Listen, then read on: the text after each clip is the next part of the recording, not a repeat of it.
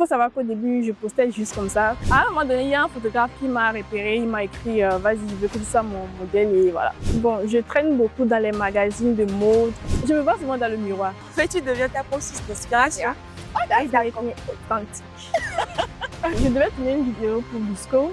Ça m'avait stressé un peu, j'avoue. C'est pas possible, des fois on déconne. C'est pour ça qu'on a besoin d'une équipe derrière nous. Je me vois sur les grands panneaux publicitaires. Le panneau de Bisco. Tout contenu est contenu, il suffit juste de l'améliorer. Restez passionné, restez vous-même et je pense que le reste, ça vient en fait. Bienvenue sur Oceanel pour notre créateur Spotlight. Aujourd'hui, nous accueillons une référence dans la beauté, dans la création de contenu et aussi du lifestyle. Alors, merci beaucoup d'avoir répondu à notre invitation. Je t'en prie. C'est très gentil. Alors, présente-toi pour nos chers téléspectateurs et tu nous donnes le point déclencheur de ta petite vie de Ida Vida. Alors, je m'appelle Deuna Ida, connue sous le nom de Ida Vida sur les réseaux. Je suis prothésiste angulaire et créatrice de contenu, mode, fashion, lifestyle. Et voilà. Alors, comment j'ai commencé la création de contenu? Il faut savoir qu'au début, je postais juste comme ça. Et à un moment donné, il y a... Juste comme ça? Ouais, juste comme ça. Ah ouais? Ouais. Juste pas plaisir parce que je me voyais belle, quoi, on va dire. Ah oui, de toute façon, elle est belle. Puis là, je sais que moi, il n'y a pas. Je suis désolée. Ok, donc à un moment donné, il y a un photographe qui m'a repéré, il m'a écrit vas-y, je veux que tu sois mon modèle et voilà. Ah ouais, quel photographe? Je me fais taire le nom. Ok. On aimerait savoir, s'il te plaît, quelle vidéo t'a le plus fait percer ou quelle vidéo t'a le plus marqué. Bon, je ne dirais pas que j'ai percé, j'ai pas encore percé, mais je sais que je suis sur la voie, peu à peu, je vais y arriver. Mais pour le moment... Alors, Ida, donne-nous 3 outils ou habitudes indispensables à la routine de ta créativité. Alors, il faut savoir que, bon, je traîne beaucoup dans les magazines de mode, que ce soit sur les réseaux internet à mes heures perdues. C'est ce que je fais souvent, je traîne dans les magazines de mode. Ah oui, parce qu'elle a mentionné aussi qu'elle est prothésiste angulaire. Je fais les hommes, malheureusement. Mais bon. Oui. Donc voilà, je traîne beaucoup dans les magazines de mode. Je suis souvent sur les réseaux, YouTube, tout ça pour améliorer plus mes inspirations et tout. Je me vois souvent dans le miroir. Ouais.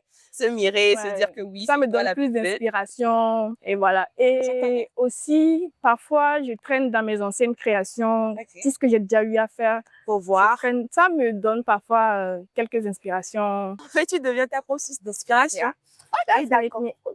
D'accord, dis-nous, quel est ton plus gros challenge?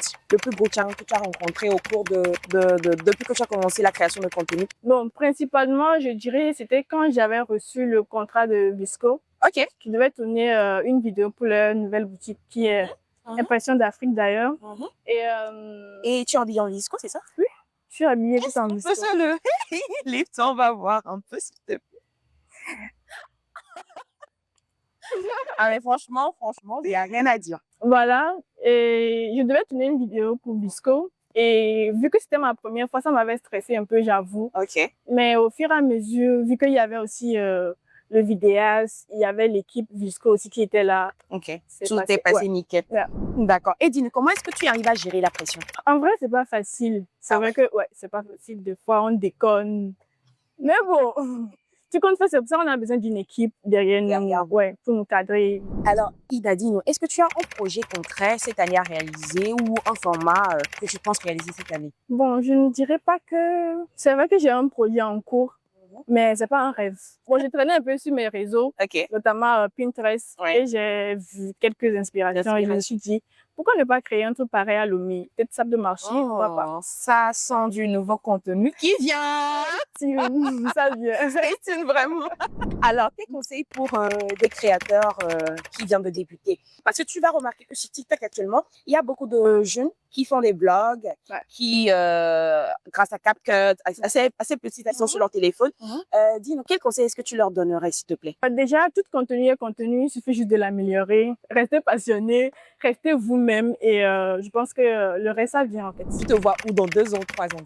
En tout cas, dans 2 ans, 3 ans, je me vois sur les grands panneaux publicitaires, notamment le panneau de Visco. Vous voyez quand vous arrivez au niveau du marché, en grand, niveau du grand marché, quand vous venez de Bagida.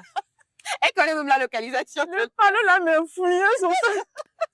Je veux me voir sur ce panneau, en fait. Ok, Donc, d'accord. voilà, c'est mon rêve et Quel est le message final que tu donnes à ta communauté, à la communauté qui nous suit, bien sûr, sur ODK Channel? bah, merci pour tout, hein. Merci pour le soutien déjà de mon côté.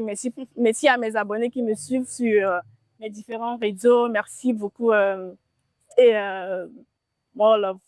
Alors, merci beaucoup à toi, Ida Vida, pour ce partage et surtout merci d'avoir répondu à notre invitation. C'était un plaisir et force surtout à ODK Media. Alors, c'était notre créateur Spotlight et vous étiez avec Lombina Dimi Stéphanie. On se retrouve très bientôt. Likez, partagez, commentez et surtout, restez créatifs.